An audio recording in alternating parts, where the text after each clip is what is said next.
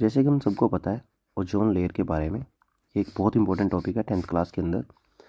तो ozone layer जैसे कि ये हमारी अर्थ है और यहाँ हम रहते हैं। जिस एरिया के अंदर हम रहते हैं उसको बोला जाता है ट्रोपोस्फियर। ठीक है, एक तो ये बात ध्यान रखना है कि हम कहाँ रहते हैं। इससे ऊपर एक एरिया है, एक एनवायरनमेंट की लेयर्स है, उनको बोला जाता है, उस एरिया को बोला जाता है स्ट्रेटोस्फियर।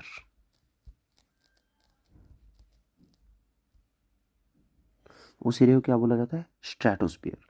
अब बात आती है कि जो स्ट्रेटोस्फियर है, इस स्ट्रेटोस्फियर के अंदर एक लेयर है, उस लेयर को बोला जाता है ओजोन लेयर। कौन सी लेयर है? Ozone layer. ये बात ध्यान रखनी है कि ये कहाँ पे है? स्ट्रेटोस्फियर के अंदर। ये बहुत इंपॉर्टेंट है कि ये स्ट्रेटोस्फियर के अंदर प्रेजेंट है। आखिर ये स्ट्रेटोस्फियर के अंदर ये ओजोन लेयर कर क्या रही है? ठीक है, जैसे कि हमें पता है कि हमारी अर्थ है और यहाँ पे रहते हैं सन। ठीक है, जो सन है यहाँ से निकल के आती है सनलाइट और उस सनलाइट के अंदर निकल के आती है यूवी रेडिएशन। यूवी रेडिएशन से क्या मतलब है? Ultra violet radiation. और ये अल्ट्रा वोलेट रेडिएशन अगर हमारी बॉडी तक पहुंच जाए तो ये काफ़ी सारे नुकसान कर सकती है। ठीक है, डायरेक्ट अगर हमारी बॉडी पे अल्ट्रा वोलेट रेडिएशन पड़ेगी तो ये काफ़ी सारे नुकसान कर देती है, काफ़ी हार्मफुल इफेक्ट इसके निकल के आते हैं। ठीक है, दूसरा चीज़ ध्यान रखनी है कि यूवी रेडिएशन के हार्मफुल इफेक्ट क्या क्या होंगे। अगर ये हमारी बॉडी तक पहुंचे तो ये हमें स्किन कैंसर कर सकती है। दूसरा, ये हमें ब्लाइंड कर सकती है, हमारी आंखें खराब हो जाती है इसकी वजह से।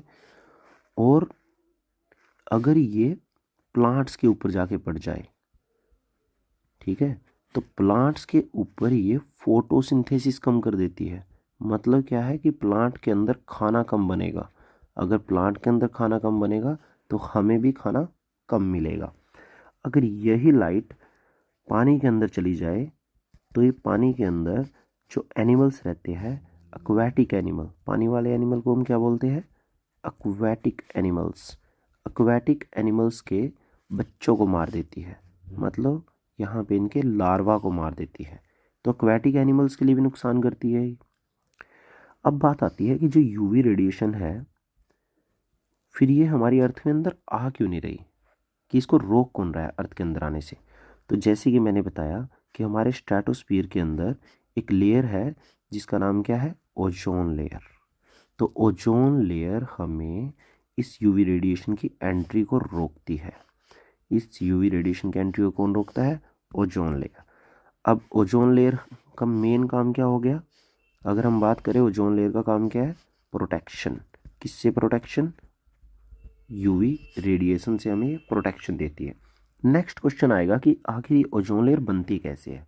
देखो, जो स्ट्रेटोस्फीयर है जिसकी अभी भी बात की थी, इस स्ट्रेटोस्फीयर के अंदर O2 का मॉलिक्यूल रहता है, खुशी खुशी जीवन इसका चल रहा है।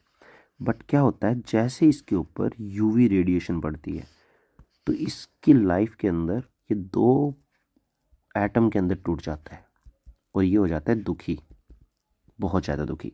इस दुख को O2 जो है वो देख नहीं पाती, वो इसके साथ कर लेती है दोस्ती, और दोस्ती करके ये बन जाता है O3। तो इस तरीके से हमारे एनवायरनमेंट के अंदर बनती है ओजोन लेयर। ओजोन लेयर बनने के बाद स्टोरी कहाँ आती है कि आखिर प्रॉब्लम क्या है? ओजोन लेयर है, यूवी रेडिएशन को रोक रही है, हमें प्रोटेक्शन मिली हुई है। इसके बाद एक स्टोरी के अंदर एक आ जाता है दुश्मन। उस दुश्मन का नाम है CFC, जिसको हम बोलते हैं क्लोरोफ्लोरोकार्बन। क्लोरोफ्लोरोकार्बन ये क्या करता है? अब इस ये कहाँ से निकलता है, ये क्वेश्चन ध्यान रखना है एक तो, कि ये कहाँ से निकलता है। ये निकलता है फ्रीजर से। जो हम घर पे फ्रीजर यूज़ करते हैं, फ्रीज वगैरह यूज़ करते हैं, या फिर हमारे जो कुछ सोलवेंट होते हैं क्लीनिंग के लिए, या कुछ गैसेज होती है, वहाँ से ये निकल के आता है। ये दुश्मन है। किसका दुश्मन है ये? ओजोन का। ओजोन का दुश्मन है। ओजोन का दुश्मन क्यों है? अभी अभी हमने ओजोन बनने की स्टोरी पढ़ी थी, उसमें एक दुखी ऑक्सीजन के एटम की स्टोरी पढ़ी थी।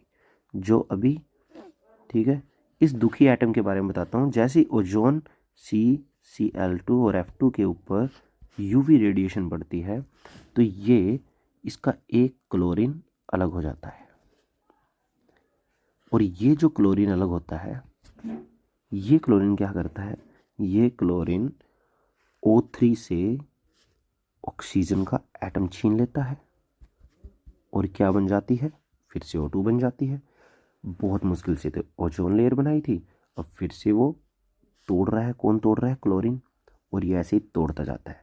तो इस तरीके से हमारी ओजोन लेयर टूटती है। अब तुम्हें पता ही है कि अगर ओजोन लेयर टूटेगी तो कितना बड़ा लॉस हो जाएगा, ठीक है। इस लॉस को पूरी दुनिया समझ चुकी थी, और इस लॉस से बचने के लिए तो काफ़ी सारे प्रोटोकॉल, एक हुआ मॉन्ट्रियल प्रोटोकॉल।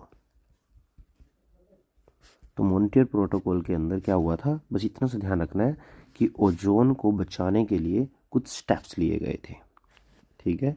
तो ये ध्यान रखना है ओजोन के बारे में। इनफ है। Thank you very much.